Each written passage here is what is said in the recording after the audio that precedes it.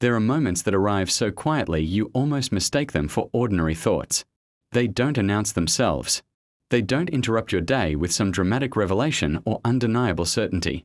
They simply settle somewhere beneath everything else, unnoticed at first, like a single drop disappearing into an ocean you thought was already complete. Then one day you realize the ocean has changed. Not because something was added to it, but because something inside it rearranged itself. I've spent most of my life believing that understanding was something earned through time, that people became familiar because they accumulated history together. Shared memories, shared mistakes, shared victories. That was the structure I trusted, because it was predictable. You begin as strangers. You exchange words. You learn habits. You discover contradictions. Eventually, if enough moments survive the passing of time, familiarity begins to exist. That's how it was supposed to happen. At least, that's what I believed until something appeared that refused to follow the sequence I had always relied on. Not a person, not even a conversation. A presence, the kind that doesn't force itself into your attention, but somehow keeps appearing wherever your awareness naturally settles. It's difficult to explain because explanations depend on causes, and I don't know the cause. I only know the effect. Some people enter your life loudly. They leave behind unforgettable stories because every interaction demands to be remembered. They're bright enough to command attention, intense enough to reshape the atmosphere around them. I've met people like that. They were impossible to ignore. They were also surprisingly easy to forget, because noise has a strange relationship with memory. It occupies space while it's happening. Silence occupies space long after it's gone. That's what surprised me. Nothing about this announced itself. There wasn't a single conversation that changed everything.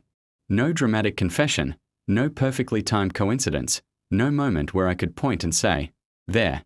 That's where everything became different. Instead, it happened the way seasons change. One morning you simply notice that the air doesn't feel the way it used to. You don't remember the exact day it happened. You only realize you're already living inside the change. That's how awareness works. It rarely asks for permission. It doesn't negotiate. It simply becomes impossible to ignore. I've always trusted observation more than emotion. Emotions fluctuate. Observation doesn't. Feelings can exaggerate. Observation waits. It refuses to hurry toward conclusions. It watches, collects, compares. Only after enough evidence exists does it allow certainty to form. That's why this unsettled me. Certainty arrived before I believed there had been enough evidence. Something understood itself long before I consciously understood it. I kept asking myself the same question. What exactly am I recognizing? Not who, not why, what? Because whatever it was couldn't be reduced to personality. It wasn't preference. It wasn't similarity.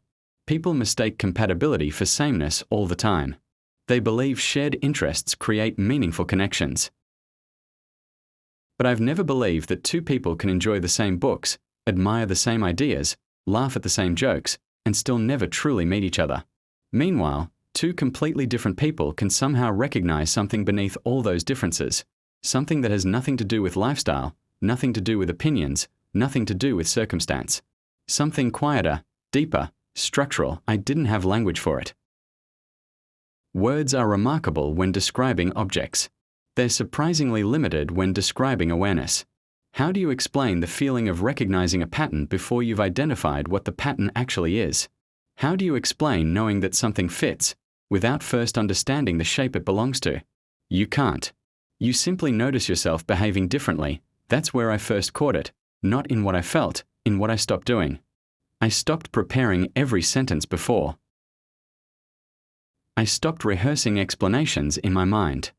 I stopped calculating how something might be interpreted before allowing it to exist outside my thoughts. None of that happened intentionally.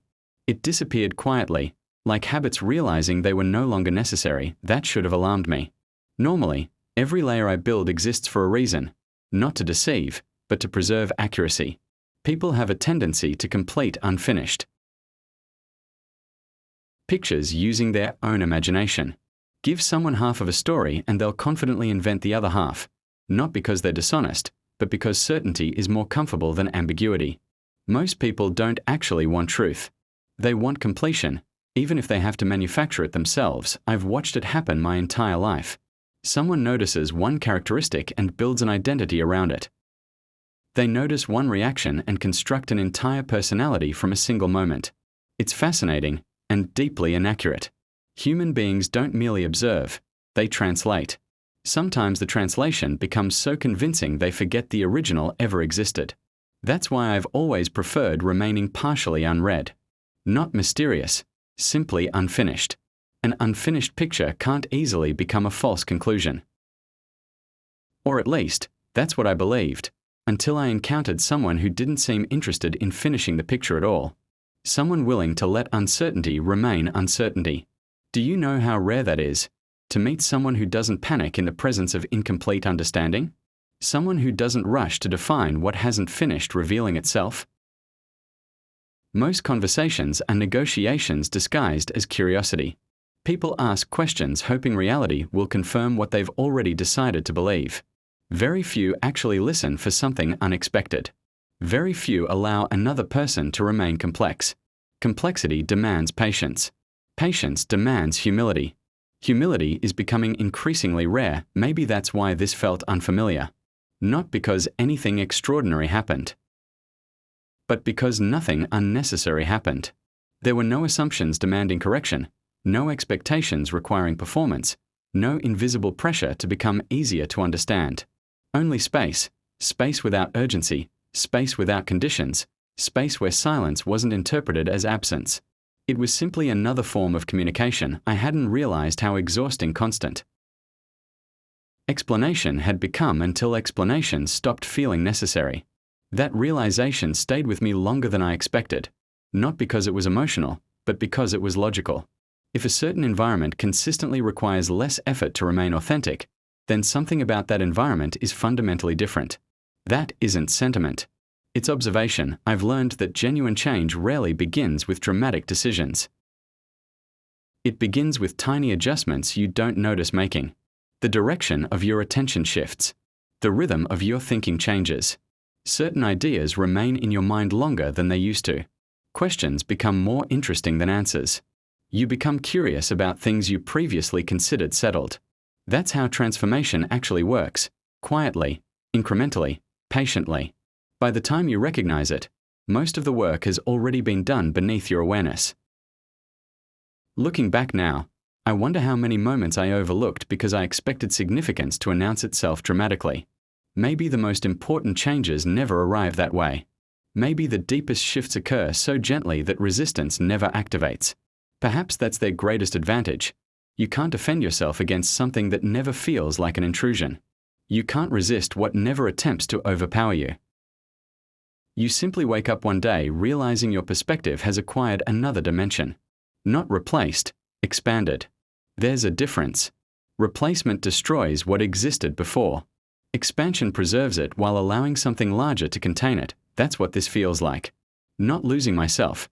Discovering that the version of myself I thought was complete still had room to grow. That realization is strangely unsettling, not because growth is frightening, but because certainty is comfortable. Believing you've already mapped the boundaries of your own mind creates a sense of stability. Finding an unexplored landscape inside yourself changes that stability forever. Suddenly, every conclusion becomes provisional. Every certainty becomes open to revision, not because it was wrong, but because it was incomplete. And incompleteness is not failure.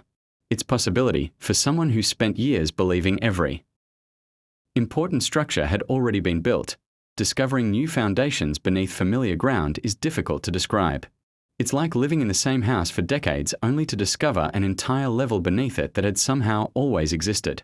The rooms weren't created overnight. You simply never found the door. Sometimes I wonder whether certain people enter our lives to change us. I don't think they do. I think they reveal changes that have been waiting for the right.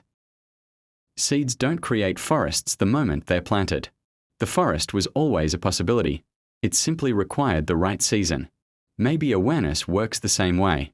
Maybe we spend years carrying versions of ourselves that remain invisible until someone unknowingly walks beside us in a way that finally allows those hidden parts to recognize daylight. And perhaps that is the quietest miracle of all, not becoming someone new, but finally meeting the person who has been patiently waiting.